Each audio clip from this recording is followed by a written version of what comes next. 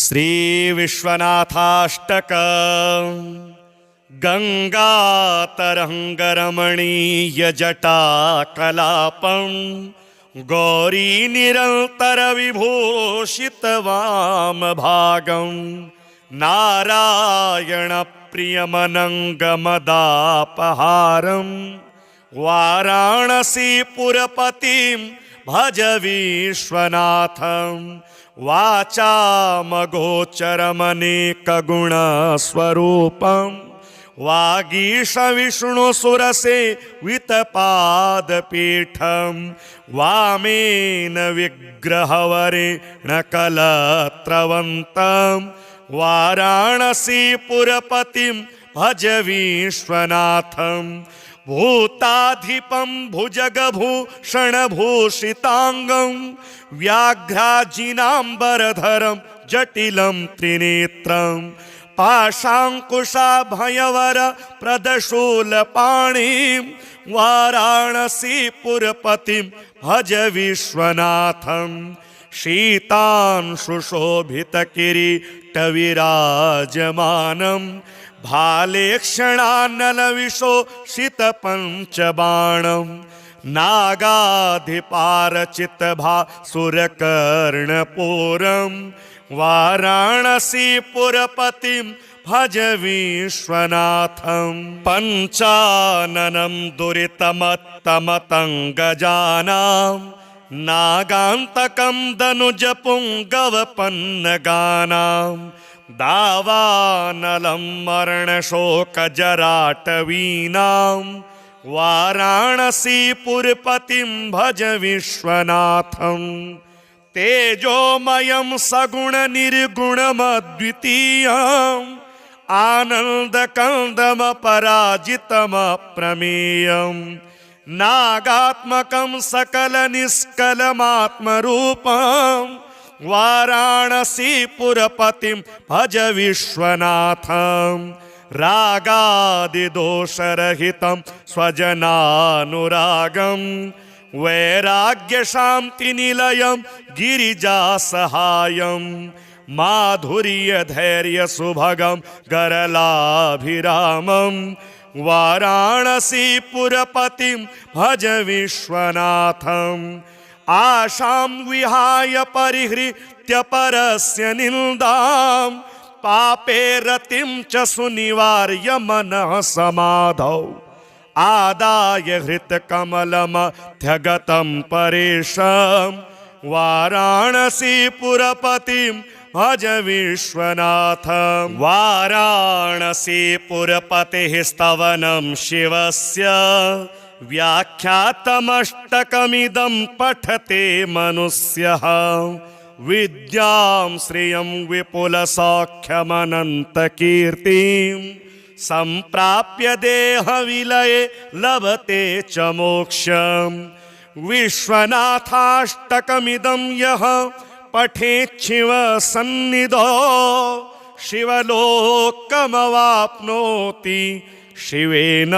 सह मोदते गंगातरंगरमणीय जटाकलापं गौरी निरंतर विभूषित वाम भागं नारायण प्रियमनंगमदापहारं वाराणसीपुरपतिं भज विश्वनाथं वाचामगोचरमनेकगुणस्वरूपं वागीश विष्णुसुरसेवितपादपीठं वामेन विग्रहवरेण कलत्रवन्तं वाराणसीपुरपतिं भज विश्वनाथं भूताधिपं भुजगभूषणभूषितांगं व्याघ्राजिनाम्बरधरं जटिलं त्रिनेत्रं पाशाङ्कुशाभयवर प्रदशूलपाणिं वाराणसीपुरपतिं भज विश्वनाथं शीतांशुशोभितकिरीटविराजमानं भालेक्षणानलविशोषितपञ्चबाणं नागाधिपारचितभासुरकर्णपुरं वाराणसीपुरपतिं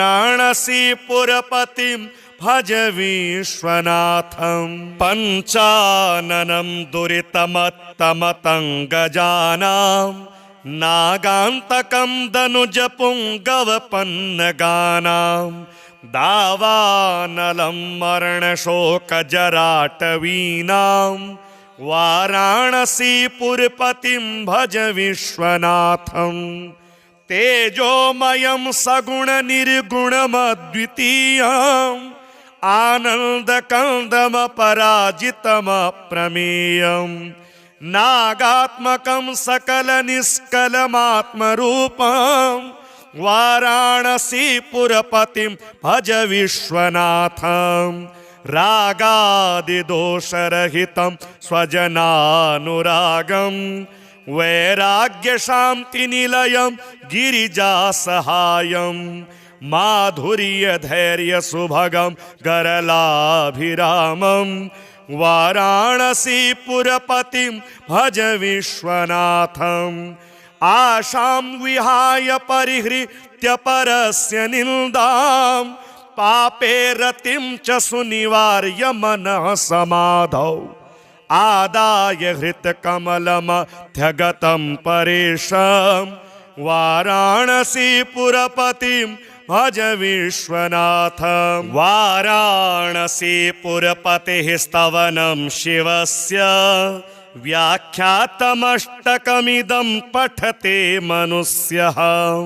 विद्यां श्रियं विपुलसौख्यमनन्तकीर्तिं सम्प्राप्य देहविलये लभते च मोक्षं विश्वनाथाष्टकमिदं यः पठेच्छिव सन्निधौ शिवलोकमवाप्नोति शिवेन सह मोदते गङ्गातरङ्गरमणीयजटाकलापं गौरीनिरन्तरविभूषितवामभागं नारायणप्रियमनङ्गमदापहारं वाराणसीपुरपतिं भज विश्वनाथं वाचामगोचरमनेकगुणस्वरूपं वागीशविष्णुसुरसेवितपादपीठं वामेन विग्रहवरेण कलत्रवन्तं वाराणसीपुरपतिं भज विश्वनाथं भूताधिपं भुजगभूषणभूषिताङ्गं व्याघ्राजिनाम्बरधरं जटिलं त्रिनेत्रं पाशाङ्कुशाभयवर प्रदशूलपाणिं वाराणसीपुरपतिं भज विश्वनाथं शीतांशुशोभितकिरीटविराजमानं भालेक्षणानलविशोषितपञ्चबाणं नागाधिपारचितभासुरकर्णपुरं वाराणसीपुरपतिं भज विश्वनाथं पञ्चाननं दुरितमत्तमतङ्गजानां नागान्तकं दनुजपुङ्गवपन्नगानां दावानलं मरणशोकजराटवीनां वाराणसीपुरपतिं भज विश्वनाथं तेजोमयं सगुणनिर्गुणमद्वितीयम् आनन्दकन्दमपराजितमप्रमेयम् नागात्मकं सकलनिष्कलमात्मरूपं वाराणसीपुरपतिं भज विश्वनाथं रागादिदोषरहितं स्वजनानुरागं वैराग्यशान्तिनिलयं गिरिजासहायं माधुर्यधैर्यसुभगं गरलाभिरामं वाराणसीपुरपतिं भज विश्वनाथं आशां विहाय परिहृत्य परस्य निन्दां पापे रतिं च सुनिवार्य मनः समाधौ आदाय हृत्कमलमध्यगतं परेशं वाराणसीपुरपतिं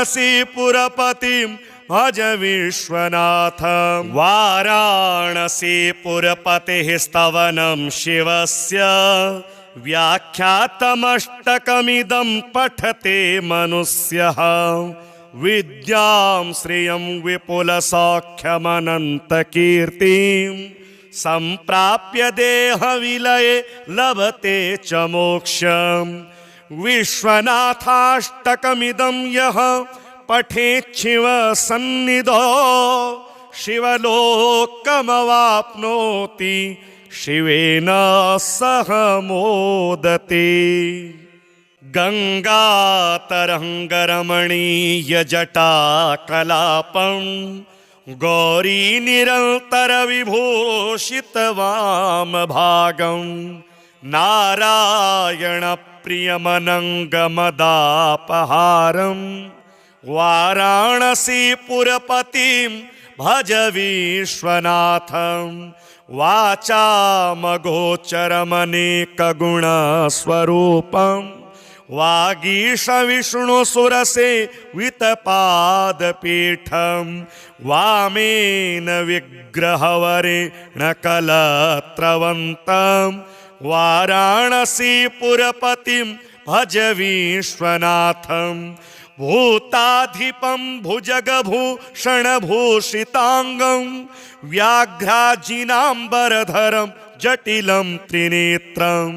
पाशाङ्कुशाभयवर प्रदशूलपाणिं वाराणसीपुरपतिं भज विश्वनाथं शीतांशुशोभितकिरीटविराजमानं भालेक्षणानलविशोषितपञ्चबाणं नागाधिपारचितभासुरकर्णपूरं वाराणसीपुरपतिं भज विश्वनाथं पञ्चाननं दुरितमत्तमतङ्गजानां नागान्तकं दनुजपुङ्गवपन्नगानां दावानलं मरणशोकजराटवीनां वाराणसीपुरपतिं भज विश्वनाथं तेजोमयं सगुणनिर्गुणमद्वितीयम् आनन्दकन्दमपराजितमप्रमेयं नागात्मकं सकलनिष्कलमात्मरूपं वाराणसीपुरपतिं भज विश्वनाथं रागादिदोषरहितं स्वजनानुरागं वैराग्यशान्तिनिलयं गिरिजासहायं माधुर्यधैर्यसुभगं गरलाभिरामं वाराणसीपुरपतिं भज विश्वनाथम् आशां विहाय परिहृत्य परस्य निन्दां पापे रतिं च सुनिवार्य मनः समाधौ आदाय हृत्कमलमध्यगतं परेशं वाराणसीपुरपतिं भज विश्वनाथं वाराणसीपुरपतेः स्तवनं शिवस्य व्याख्यातमष्टकमिदं पठते मनुष्यः विद्यां श्रियं विपुलसौख्यमनन्तकीर्तिं सम्प्राप्य देहविलये लभते च मोक्षम् विश्वनाथाष्टकमिदं यः पठेच्छिव सन्निधौ शिवलोकमवाप्नोति शिवेन सह मोदते गङ्गातरङ्गरमणीयजटाकलापं गौरीनिरन्तरविभूषितवामभागं नारायणप्रियमनङ्गमदापहारं वाराणसीपुरपतिं भज विश्वनाथं वाचामगोचरमनेकगुणस्वरूपं वागीश विष्णुसुरसेवितपादपीठं वामेन विग्रहवरेण कलत्रवन्तं वाराणसीपुरपतिं भज विश्वनाथं भूताधिपं भुजगभूषणभूषिताङ्गं व्याघ्राजिनाम्बरधरं जटिलं त्रिनेत्रं पाशाङ्कुशाभयवर प्रदशूलपाणिं वाराणसीपुरपतिं भज विश्वनाथं शीतांशुशोभितकिरीटविराजमानं भालेक्षणानलविशोषितपञ्चबाणं नागाधिपारचितभासुरकर्णपूरं वाराणसीपुरपतिं भज विश्वनाथं पञ्चाननं दुरितमत्तमतं गजानां नागान्तकं दनुजपुङ्गवपन्नगानां दावानलं मरणशोकजराटवीनां वाराणसीपुरपतिं भज विश्वनाथं तेजोमयं सगुणनिर्गुणमद्वितीयम् आनन्दकन्दमपराजितमप्रमेयं नागात्मकं सकलनिष्कलमात्मरूपं वाराणसीपुरपतिं भज विश्वनाथं रागादिदोषरहितं स्वजनानुरागं वैराग्यशान्तिनिलयं गिरिजासहायं माधुर्यधैर्यसुभगं गरलाभिरामं वाराणसीपुरपतिं भज विश्वनाथं आशां विहाय परिहृत्य परस्य निन्दां पापे रतिं च सुनिवार्य मनः समाधौ आदाय हृत्कमलमध्यगतं परेशं वाराणसीपुरपतिं भज विश्वनाथं वाराणसीपुरपतेः स्तवनं शिवस्य व्याख्यातमष्टकमिदं पठते मनुष्यः विद्यां श्रियं विपुलसौख्यमनन्तकीर्तिं सम्प्राप्य देहविलये लभते च मोक्षं विश्वनाथाष्टकमिदं यः पठेच्छिव सन्निधौ शिवलोकमवाप्नोति शिवेन सह मोदते गङ्गातरङ्गरमणीयजटाकलापं गौरीनिरन्तरविभूषितवामभागं नारायणप्रियमनङ्गमदापहारं वाराणसीपुरपतिं भज विश्वनाथं वाचामगोचरमनेकगुणस्वरूपं वागीशविष्णुसुरसेवितपादपीठं वामेन विग्रहवरेण कलत्रवन्तं वाराणसीपुरपतिं भज विश्वनाथं भूताधिपं भुजगभूषणभूषिताङ्गं व्याघ्राजिनाम्बरधरं जटिलं त्रिनेत्रं पाशाङ्कुशाभयवर प्रदशूलपाणिं वाराणसीपुरपतिं भज विश्वनाथं शीतांशुशोभितकिरीटविराजमानं भालेक्षणानलविशोषितपञ्चबाणं नागाधिपारचितभासुरकर्णपूरं वाराणसीपुरपतिं भज विश्वनाथं पञ्चाननं दुरितमत्तमतं गजानां नागान्तकं दनुजपुङ्गवपन्नगानां दावानलं मरणशोकजराटवीनां वाराणसीपुरपतिं भज विश्वनाथं तेजोमयं सगुणनिर्गुणमद्वितीयम् आनन्दकन्दमपराजितमप्रमेयम् नागात्मकं सकलनिष्कलमात्मरूपम् वाराणसीपुरपतिं भज विश्वनाथम् रागादिदोषरहितं स्वजनानुरागम् वैराग्यशान्तिनिलयं गिरिजासहायं माधुर्यधैर्यसुभगं गरलाभिरामं वाराणसीपुरपतिं भज विश्वनाथम् आशां विहाय परिहृत्य परस्य निन्दां पापे रतिं च सुनिवार्य मनः समाधौ आदाय हृत्कमलमध्यगतं परेशं वाराणसीपुरपतिं भज विश्वनाथम् वाराणसीपुरपतेः स्तवनं शिवस्य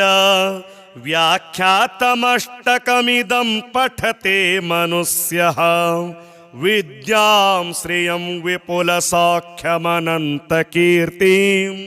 सम्प्राप्य देहविलये लभते च मोक्षम् विश्वनाथाष्टकमिदं यः पठेच्छिव सन्निधौ शिवलोकमवाप्नोति शिवेन सह मोदते गङ्गातरङ्गरमणीयजटाकलापं गौरीनिरन्तरविभूषितवामभागं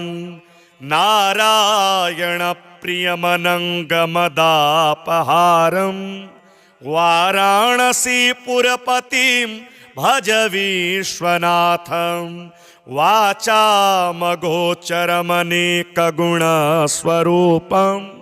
वागीशविष्णुसुरसेवितपादपीठं वामेन विग्रहवरेण कलत्रवन्तं वाराणसीपुरपतिं भज विश्वनाथम् भूताधिपं भुजगभूषणभूषितांगं व्याघ्राजिनाम्बरधरं जटिलं त्रिनेत्रं पाशाङ्कुशाभयवर प्रदशूलपाणिं वाराणसीपुरपतिं भज विश्वनाथम् शीतांशुशोभितकिरीटविराजमानं भालेक्षणानलविशोषितपञ्चबाणं नागाधिपारचितभासुरकर्णपूरं वाराणसीपुरपतिं भज विश्वनाथं पञ्चाननं दुरितमत्तमतङ्गजानां नागान्तकं दनुजपुङ्गवपन्नगानां दावानलं मरणशोकजराटवीनां वाराणसीपुरपतिं भज विश्वनाथम् तेजोमयं सगुणनिर्गुणमद्वितीयम् आनन्दकन्दमपराजितमप्रमेयम् नागात्मकं सकलनिष्कलमात्मरूपं वाराणसीपुरपतिं भज विश्वनाथं रागादिदोषरहितं स्वजनानुरागं वैराग्यशान्तिनिलयं गिरिजासहायं माधुर्यधैर्यसुभगं गरलाभिरामं वाराणसीपुरपतिं भज विश्वनाथम् आशां विहाय परिहृत्य परस्य निन्दां पापे रतिं च सुनिवार्य मनः समाधौ आदाय हृत्कमलमध्यगतं परेशं वाराणसीपुरपतिं भज विश्वनाथम् वाराणसीपुरपतेः स्तवनं शिवस्य व्याख्यातमष्टकमिदं पठते मनुष्यः विद्यां श्रियं विपुलसौख्यमनन्तकीर्तिं संप्राप्य देहविलये लभते च मोक्षम् विश्वनाथाष्टकमिदं यः पठेच्छिव सन्निधौ शिवलोकमवाप्नोति शिवेन सह मोदते। गंगातरंगरमणीयजटाकलापं गौरी निरन्तरविभूषितवामभागं नारायणप्रियमनङ्गमदापहारं वाराणसीपुरपतिं भज विश्वनाथं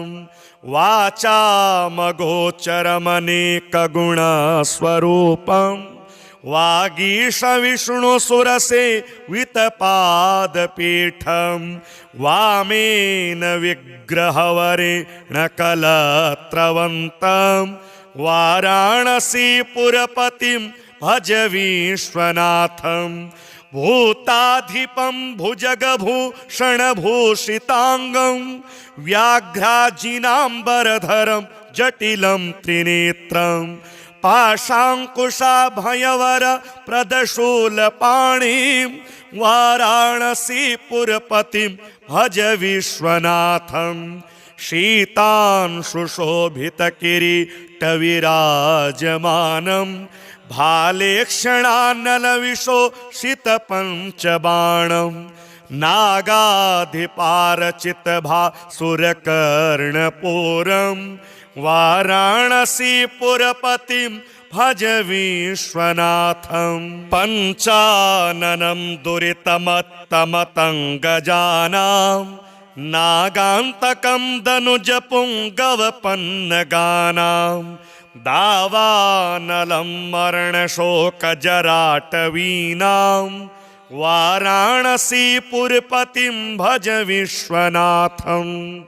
तेजोमयं सगुणनिर्गुणमद्वितीयम् आनन्दकन्दमपराजितमप्रमेयं नागात्मकं सकलनिष्कलमात्मरूपं वाराणसीपुरपतिं भज विश्वनाथं रागादिदोषरहितं स्वजनानुरागं वैराग्यशान्तिनिलयं गिरिजासहायं माधुर्यधैर्यसुभगं गरलाभिरामं वाराणसीपुरपतिं भज विश्वनाथं आशां विहाय परिहृत्य परस्य निन्दां पापे रतिं च सुनिवार्य मनः समाधौ आदाय हृत्कमलमध्यगतं परेशं वाराणसीपुरपतिं भज विश्वनाथं वाराणसीपुरपतेः स्तवनं शिवस्य व्याख्यातमष्टकमिदं पठते मनुष्यः विद्यां श्रियं विपुलसौख्यमनन्तकीर्तिं संप्राप्य देहविलये लभते च मोक्षम् विश्वनाथाष्टकमिदं यः पठेच्छिव सन्निधौ शिवलोकमवाप्नोति शिवेन सह मोदते। गंगातरंगरमणीयजटाकलापं गौरी निरन्तरविभूषितवामभागं नारायणप्रियमनङ्गमदापहारं वाराणसीपुरपतिं भज विश्वनाथं वाचामगोचरमनेकगुणस्वरूपं वागीशविष्णुसुरसेवितपादपीठं वामेन विग्रहवरेण कलत्रवन्तं वाराणसीपुरपतिं भज विश्वनाथं भूताधिपं भुजगभूषणभूषितांगं व्याघ्राजिनाम्बरधरं जटिलं त्रिनेत्रं पाशाङ्कुशाभयवर प्रदशूलपाणिं वाराणसीपुरपतिं भज विश्वनाथं शीतांशुशोभितकिरीटविराजमानं भालेक्षणानलविशोषितपञ्चबाणं नागाधिपारचितभासुरकर्णपूरं वाराणसीपुरपतिं भज विश्वनाथं पञ्चाननं दुरितमत्तमतङ्गजानां नागान्तकं दनुजपुङ्गवपन्नगानां दावानलं मरणशोकजराटवीनां वाराणसीपुरपतिं भज विश्वनाथं तेजोमयं सगुणनिर्गुणमद्वितीयम् आनन्दकन्दमपराजितमप्रमेयं नागात्मकं सकलनिष्कलमात्मरूपं वाराणसीपुरपतिं भज विश्वनाथं रागादिदोषरहितं स्वजनानुरागं वैराग्यशान्तिनिलयं गिरिजासहायं माधुर्यधैर्यसुभगं गरलाभिरामं वाराणसीपुरपतिं भज विश्वनाथं आशां विहाय परिहृत्य परस्य निन्दां पापे रतिं च सुनिवार्य मनः समाधौ आदाय हृत्कमलमध्यगतं परेशं वाराणसीपुरपतिं भज विश्वनाथं वाराणसीपुरपतेः स्तवनं शिवस्य व्याख्यातमष्टकमिदं पठते मनुष्यः विद्यां श्रियं विपुलसौख्यमनन्तकीर्तिं सम्प्राप्य देहविलये लभते च मोक्षम् विश्वनाथाष्टकमिदं यः पठेच्छिव सन्निधौ शिवलोकमवाप्नोति शिवेन सह मोदते गङ्गातरङ्गरमणीयजटाकलापं गौरीनिरन्तरविभूषितवामभागं नारायणप्रियमनङ्गमदापहारं वाराणसीपुरपतिं भज विश्वनाथं वाचामगोचरमनेकगुणस्वरूपं वागीशविष्णुसुरसेवितपादपीठं वामेन विग्रहवरेण कलत्रवन्तं वाराणसीपुरपतिं भज विश्वनाथं भूताधिपं भुजगभूषणभूषिताङ्गं व्याघ्राजिनाम्बरधरं जटिलं त्रिनेत्रं पाशाङ्कुशाभयवर प्रदशूलपाणिं वाराणसीपुरपतिं भज विश्वनाथं शीतांशुशोभितकिरीटविराजमानं भालेक्षणानलविशोषितपञ्चबाणं नागाधिपारचितभासुरकर्णपूरं वाराणसीपुरपतिं भज विश्वनाथं पञ्चाननं दुरितमत्तमतङ्गजानां नागान्तकं दनुजपुङ्गवपन्नगानां दावानलं मरणशोकजराटवीनां वाराणसीपुरपतिं भज विश्वनाथं तेजोमयं सगुणनिर्गुणमद्वितीयम् आनन्दकन्दमपराजितमप्रमेयं नागात्मकं सकलनिष्कलमात्मरूपं वाराणसीपुरपतिं भज विश्वनाथं रागादिदोषरहितं स्वजनानुरागं वैराग्यशान्तिनिलयं गिरिजासहायं माधुर्यधैर्यसुभगं गरलाभिरामं वाराणसीपुरपतिं भज विश्वनाथम् आशां विहाय परिहृत्य परस्य निन्दां पापे रतिं च सुनिवार्य मनः समाधौ आदाय हृत्कमलमध्यगतं परेशं वाराणसीपुरपतिं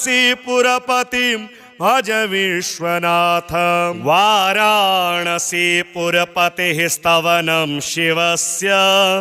व्याख्यातमष्टकमिदं पठते मनुष्यः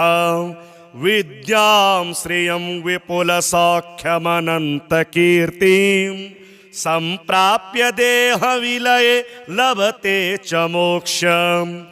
विश्वनाथाष्टकमिदं यः पठेच्छिव सन्निधौ शिवलोकमवाप्नोति शिवेन सह मोदते गङ्गातरङ्गरमणीयजटाकलापं गौरी निरन्तरविभूषितवामभागं नारायणप्रियमनङ्गमदापहारं वाराणसीपुरपतिं भज विश्वनाथं वाचामगोचरमनेकगुणस्वरूपं वागीशविष्णुसुरसेवितपादपीठं वामेन विग्रहवरेण कलत्रवन्तं वाराणसीपुरपतिं भज विश्वनाथं भूताधिपं भुजगभूषणभूषितांगं व्याघ्राजिनाम्बरधरं जटिलं त्रिनेत्रं पाशाङ्कुशाभयवर प्रदशूलपाणिं वाराणसीपुरपतिं भज विश्वनाथं शीतांशुशोभितकिरीटविराजमानं भालेक्षणानलविशोषितपञ्चबाणं नागाधिपारचितभासुरकर्णपूरं वाराणसीपुरपतिं भज विश्वनाथं पञ्चाननं दुरितमत्तमतङ्गजानां नागान्तकं दनुजपुङ्गवपन्नगानां दावानलं मरणशोकजराटवीनां वाराणसीपुरपतिं भज विश्वनाथं तेजोमयं सगुणनिर्गुणमद्वितीयम् आनन्दकन्दमपराजितमप्रमेयं नागात्मकं सकलनिष्कलमात्मरूपं वाराणसीपुरपतिं भज विश्वनाथं रागादिदोषरहितं स्वजनानुरागं वैराग्यशान्तिनिलयं गिरिजासहायं माधुर्यधैर्यसुभगं गरलाभिरामं वाराणसीपुरपतिं भज विश्वनाथं आशां विहाय परिहृत्य परस्य निन्दां पापे रतिं च सुनिवार्य मनः समाधौ आदाय हृत्कमलमध्यगतं परेशं वाराणसीपुरपतिं भज विश्वनाथं वाराणसीपुरपतेः स्तवनं शिवस्य व्याख्यातमष्टकमिदं पठते मनुष्यः विद्यां श्रियं विपुलसौख्यमनन्तकीर्तिं सम्प्राप्य देहविलये लभते च मोक्षम् विश्वनाथाष्टकमिदं यः पठेच्छिव सन्निधौ शिवलोकमवाप्नोति शिवेन सह मोदते।